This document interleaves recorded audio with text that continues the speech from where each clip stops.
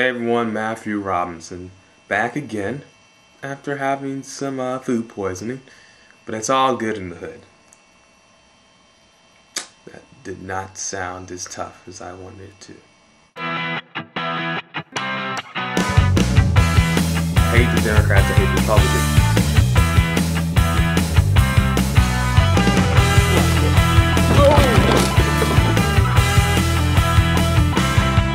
Vagina is not a clown car. This movie is actually really good. Please don't hit me. Please don't hit me. You have no idea what it's like working through some of the ground. I'm losing my mind right now. Okay, so now I have 14 through 11, getting near the top 10 animated movies of all time. Now, to remind you of the rules, these films had to be released in theaters in America. That's right.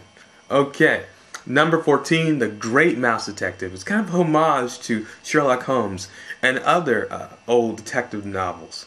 And it works really well. It's got a nice views that kids will understand it, but the adults will appreciate it for its kind of, I guess, what's the word I'm looking for? Kind of highbrow material. Great villain. Radican, great villain, good voice acting, nice little song numbers, not too many, some pretty memorable scenes, a great final fight. Yeah, it's worth seeing if you haven't seen it again. It's one of Disney's better movies, and I think sometimes people forget about it because it kind of was low key, but it's a really good film, a very, very good film. I'm sure you can find it on DVD if you don't own it. Okay, number 13. One of my favorite Pixar movies, A Bug's Life. Doesn't get a lot of credit, and sometimes enough credit. Bug's Life is a great film, based off a little bit mixed between the proverb of the grasshopper and the ants, and the Magnificent Seven Western movie. Really good animation for its time. Still holds up today. Hilarious voice acting. Yeah, Julia Louis-Dreyfus. I can't pronounce it. Excuse me. Still got the little build up from this weekend, being sick and all. Kevin Spacey as a bad guy, that's always good. Bonnie Hunt's in it as well. It's a good movie. I really love this movie. It's so inventive. It takes a classic little Western and it kind of mixes it around. I saw this just a few months ago. It was played on a big projector outside on my street. All the kids were out to see it. But I forgot how well written this movie really was. It's very well written. If you haven't seen it, you need to see it. And if you have seen it and it's been a while, see it again. See it another time after that. It's good. It's good. Number 12, Spirited Away.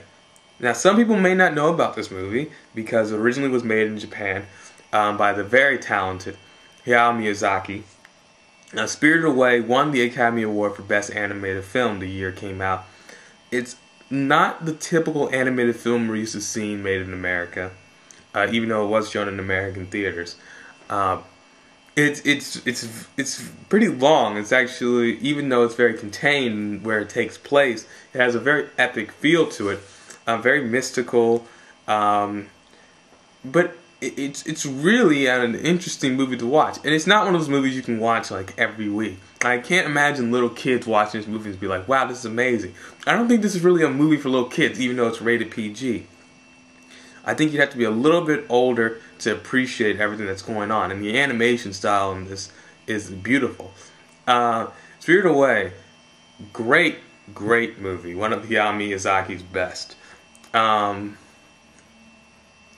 Number 11, a movie, oddly enough, I think sometimes we all kind of just brush over this. I think some people don't even realize this movie was in theaters.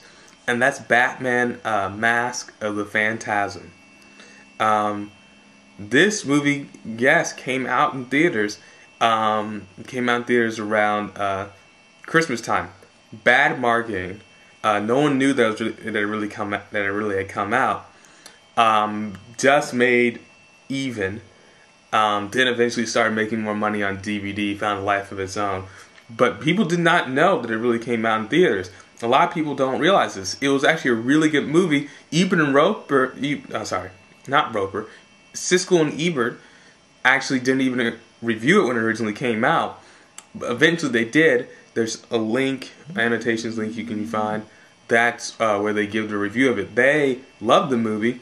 Actually, if I was forced to rank all the Batman movies ever made, I would put Batman Mask of the Phantasm right below.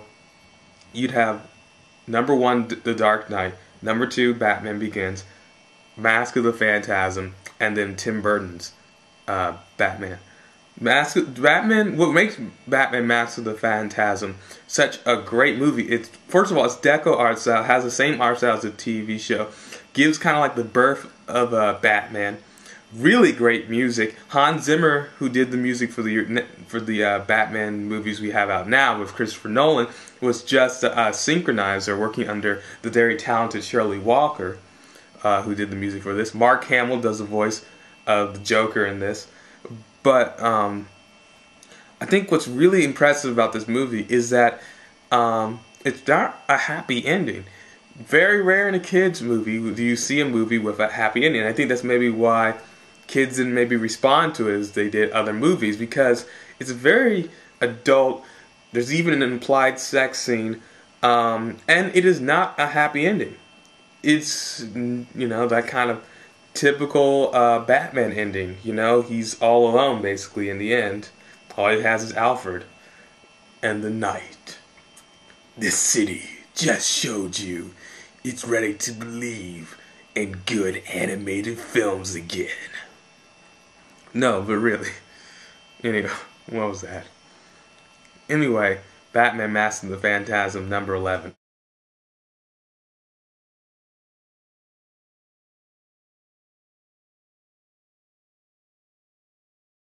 Or no, what should I do?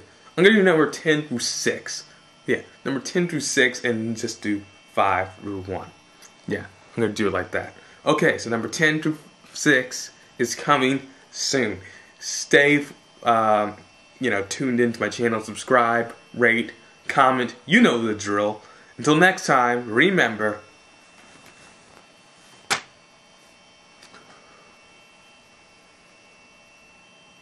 it's all there.